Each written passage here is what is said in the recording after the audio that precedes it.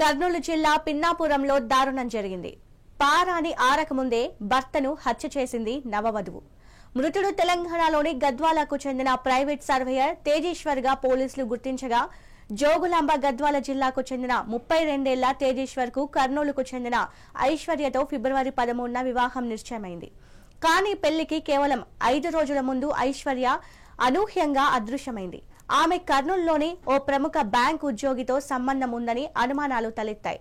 అయితే ఫిబ్రవరి 16న తిరిగి ఇంటికి వచ్చిన ఐశ్వర్య తేజేశ్వర్ ను ఫోన్లో నమ్మించి ప్రేమగా ప్రవర్తిస్తూ కుటుంబ సమస్యల వల్లే వెళ్లానని పేర్కొంది. తేజేశ్వర్ మళ్లీ నమ్మి మే 18న ఆమెను పెళ్లి చేసుకున్నాడు. పెళ్లైన వెంటనే ఐశ్వర్య భర్తను పట్టించుకోకుండా తన ఫోన్లో గంటల తరబడి మాట్లాడుతుండటంతో మనస్పర్ధలు మొదలయ్యాయి. అదే సమయంలో తేజేశ్వర్ ఆకస్మికంగా జూన్ 15న కనిపించకుండా పోయాడు. పోలీసులకు ఫిర్యాదు చేసిన అతడి కుటుంబ సభ్యులు అనంతరం గద్వాల్లో మృతదేహంగా గుర్తించారు. పోలీసుల దర్యాప్తులో సంచలన నిజాలు వెలుగులోకి వచ్చాయి. ఐశ్వర్య తల్లి సుజాత కర్నూలులోనే అదే బ్యాంకులో స్వీపర్ గా పనిచేస్తోంది. ఆమెకు బ్యాంకులోని ఓ ఉద్యోగికి వివాహేతర సంబంధం ఉండగా, అదే ఉద్యోగి క్రమంగా ఐశ్వర్యతోనూ సంబంధం పెట్టుకున్నాడు. పెళ్లి తర్వాత కూడా ఐశ్వర్య ఆ ఉద్యోగితో 2000కు పైగా ఫోన్ మాట్లాడినట్టు కాల్ డేటా విశ్లేషణలో వెల్లడైంది. తేజేశ్వర్ హత్యకు అదే బ్యాంక్ ఉద్యోగి సుపారీ ఇచ్చినట్టు, తన డ్రైవర్ ను హంతకుల వెంట పంపించినట్టు పోలీసులు వెల్లడించారు. అయితే పరారీలో ఉన్న బ్యాంక్ మేనేజర్ కోసం పోలీసులు గాలిస్తున్నారు.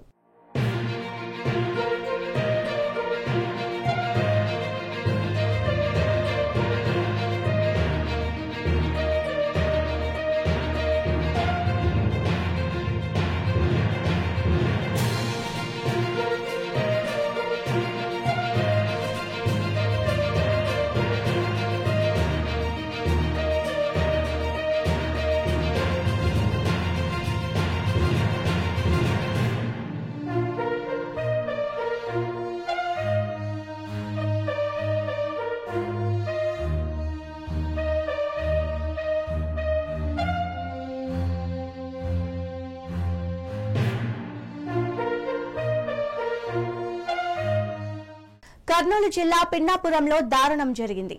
పారాని ఆరకముందే భర్తను హత్య చేసింది నవవధువు. మృతుడు తెలంగాణలోని గద్వాలకు చెందిన ప్రైవేట్ సర్వేయర్ తేజేశ్వర్ గా పోలీసులు గుర్తించగా, జోగులాంబ గద్వాల జిల్లాకు చెందిన 32 ఏళ్ల తేజేశ్వర్ కు కర్నూలు జిల్లాకు చెందిన ఐశ్వర్యతో ఫిబ్రవరి 13న వివాహం నిశ్చయమైంది. కానీ పెళ్లికి కేవలం 5 రోజుల ముందు ఐశ్వర్య అనూహ్యంగా అదృశ్యమైంది. ఆమె కర్నూలులోని ఓ ప్రముఖ బ్యాంక్ ఉద్యోగితో సంబంధం ఉందని అనుమానాలు తలెత్తాయి. అయితే ఫిబ్రవరి 16న తిరిగి ఇంటికి వచ్చిన ఐశ్వర్య తేజేశ్వర్ ను ఫోన్లో నమ్మించి ప్రేమగా ప్రవర్తిస్తూ కుటుంబ సభ్యుల వల్లే వెళ్లానని పేర్కొంది. తేజేశ్వర్ మళ్లీ నమ్మి మే 18న ఆమెను పెళ్లి చేసుకున్నాడు. పెళ్లైన వెంటనే ఐశ్వర్య భర్తను పట్టించుకోకుండా తన ఫోన్లో గంటల తరబడి మాట్లాడుతుండటంతో మనస్పర్ధలు మొదలయ్యాయి. ఇదే సమయంలో తేజేశ్వర్ ఆకస్మికంగా జూన్ 17న కనిపించకుండా పోయాడు. పోలీసులకు ఫిర్యాదు చేసిన అతడి కుటుంబ సభ్యులు అనంతరం గద్వాల్లో మృతదేహంగా గుర్తించారు. పోలీసులు దర్యాప్తులో సంచలన నిజాలు వెలుగులోకి వచ్చాయి. ఐశ్వర్య తల్లి సుజాత కర్నూలులోనే అదే బ్యాంకులో స్వీపర్ గా పనిచేస్తోంది. ఆమెకు బ్యాంకులోని ఓ ఉద్యోగికి వివాహేతర సంబంధం ఉండగా, అదే ఉద్యోగి క్రమంగా ఐశ్వర్యతోనూ సంబంధం పెట్టుకున్నాడు. పెళ్లి తర్వాత కూడా ఐశ్వర్య ఆ ఉద్యోగితో 2000కు పైగా ఫోన్లో మాట్లాడినట్టు డేటా విశ్లేషణలో వెల్లడైంది. తేజేశ్వర్ హత్యకు అదే బ్యాంక్ ఉద్యోగి సుపారీ ఇచ్చినట్టు, తన డ్రైవర్ ను హంతకుల వెంట పంపినట్టు పోలీసులు వెల్లడించారు. అయితే పరారీలో ఉన్న బ్యాంక్ మేనేజర్ కోసం పోలీసులు గాలిస్తున్నారు.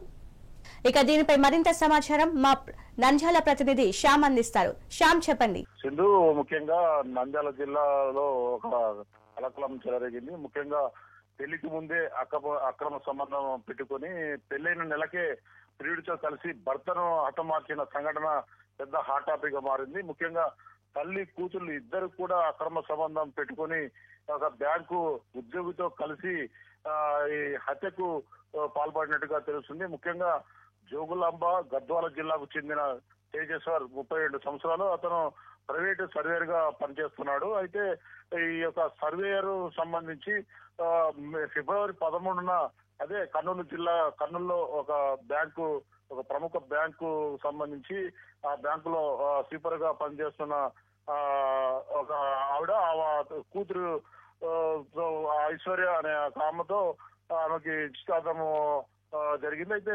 నిశ్చితార్థం జరిగిన తర్వాత ముఖ్యంగా పెళ్లికి 5 రోజులు ఉండడంతో ఐశ్వర్య కనిపించకుండా పోవడంతో వీళ్ళు అంత ముందు ఈ బ్యాంకు సంబంధించిన ఉద్యోగితో ఏమైనా సంబంధం ఉందా అనే కోణంలో ఊరుకో ఉంటే, అయితే 5 రోజుల తర్వాత ఐశ్వర్య మరి తిరిగి ఇంటికి రావడము, ఇంటి నుంచి వచ్చి ఆ యొక్క తేజేశ్వర్కి ఫోన్ చేయడము, నేను అమ్మ సరిగా డబ్బులు లేవు ఆమె దగ్గర అని చెప్పేసి, అందుకే నేను ఆమెను బాధ పెట్టలేక నేను వెళ్ళిపోయానని, అందుకే నువ్వంటే చాలా ఇష్టం అని చెప్పేసి మాయ మాటలు చెప్పి తేజేశ్వర్ని మళ్ళీ తిరిగి పెళ్లికి ఒప్పించింది. అయితే ఈ పెద్దలను ఈ తేజేశ్వర్ అతని కల్లిపోలి మాటలు నమ్మిన తేజేశ్వర్ ఆమెని పెళ్లి చేసుకోవడం జరిగింది. అయితే పెళ్లి చేసుకున్న తర్వాత నుంచి కూడాను సరిగా తేజస్తో సరిగా మాట్లాడకపోవడము, నిత్యం వీళ్ళ మధ్య మనస్పర్ధలు ఉండడము, దాంతో పాటు ఫోన్ కాల్స్ విపరీతంగా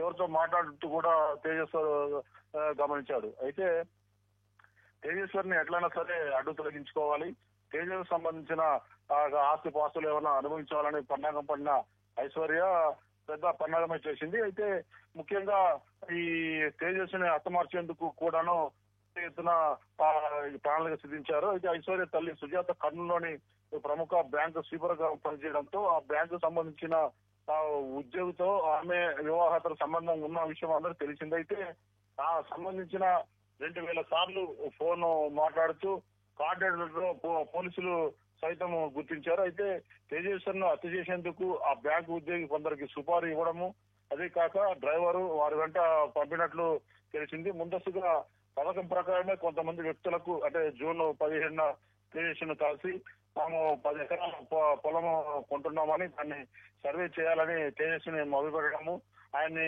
ఆమర్చి ఈ గద్వాల్లో కారు ఎక్కించుకొని సుదూర ప్రాంతమైన కర్నూలు దాటిన తర్వాత పాణ్యము సంబంధించిన ఆ ఏరియాలో అతన్ని తీసుకెళ్లడము, అతన్ని ప్రకారమే కత్తులతో దాడి చేసి గొంతు కోసి చంపేసి ఆ మృతదేహాన్ని పాణ్యం సమీపంలోని సుగాలిమేట అక్కడ పారేయడం జరిగింది. అయితే ఈ విషయాన్ని గమనించిన అంటే ఇంకా ఎంతకీ అతను ఫోన్ ట్రేస్ కావడంతో అతని తమ్ముడు పోలీసులకు ఫిర్యాదు చేయడంతో ఈ యొక్క సంఘటన అంటే పాణ్యం సంబంధించిన ఆ ఏరియా పోలీసులు ఒక అన్వాంటెడ్ సంబంధించిన మృతదేహాన్ని గుర్తించడంతో అతను ఈ తేజస్సుగా గుర్తించడంతో ఇదంతా కూడాను వెలుగులోకి వచ్చింది. అయితే పోలీసుల దర్యాప్తులు అయితే ఐశ్వర్య ఆమె తల్లి ఆమె సంబంధించిన ఫోన్ కాల్స్ డేటాలన్నీ గమనించడంతో ఈ యొక్క పన్నాగం గుట్టు రట్టయింది. ఏదేమైనప్పటికీ ముక్కుపచ్చలారని ఆ యొక్క తేజస్సును మోసం చేసి తన ఆస్తిని కూడా దాన్ని అనుభవించాలన్న దుర్దేశంతోనే ఐశ్వర్య అతని తల్లి ఇరువురు కూడాను పన్నాగం పడినట్టు పోలీసులు కూడా ఈ యొక్క విషయాన్ని పెద్ద సీరియస్ గా తీసుకొని వాళ్ళ ఇరువురిని అయితే అరెస్ట్ చేశారు సింధు. అయితే ఆ బ్యాంకు ఉద్యోగం మాత్రం పరాల్లో ఉన్నారు, అతను కూడా గాలింపు చేపడుతున్నారు సింధు. Thank you Shyam. ఎవరట్లేదు అంటే అతను బయటకు వెళ్ళినా కూడా స్విచ్ ఆఫ్ అయినా మళ్ళీ రోజు ఉదయము లేకపోతే వస్తాడని అనుకున్నాము. కాకపోతే మ్యారేజ్ అయిన అమ్మాయికి కూడా చెప్పలేదు అని తెలిసింది. అయితే నేను ఏం చేశానంటే పోలీస్ స్టేషన్కి వెళ్ళి సార్ ఇట్లా మా తమ్ముడు మిస్ అయ్యిండు, 2 ఫోన్లు స్విచ్ ఆఫ్ వస్తున్నాయి అని నేను అక్కడ దరఖాస్తు ఇవ్వడం జరిగింది. వాళ్ళు కూడా ఎంక్వైరీ చేయడం స్టార్ట్ చేశారు. 17వ తారీఖు తమ్ముడు మార్నింగ్ వీడ కృష్ణవేణి మన కృష్ణారెడ్డి బంగ్లా దగ్గర ఐటీ కాలేజ్ దగ్గర బండి పెట్టి వెళ్ళిపోవడం జరిగింది. ఆ బండిని మేము ఆ రోజు నైటు 2 గంటలకి అంటే 18th మార్నింగ్ 2 గంటలకి మేము గుర్తించడం జరిగింది. ఆ బండిని ఫైండ్ అవుట్ చేసింది కూడా వాళ్ళ మామయ్య పరశురాముడు, ఆ పాప వాళ్ళ మామయ్య పరశురాముడు. తర్వాత ఆ బండి అక్కడ ఉన్న తర్వాత నేను అదే తీసుకెళ్ళి నేను పోలీస్ స్టేషన్లో ఇన్ఫార్మ్ చేశాను. తర్వాత ఈ నెల ఇలాంటి రూల్స్ని అసలు అనుకోలేదు మేమంతా.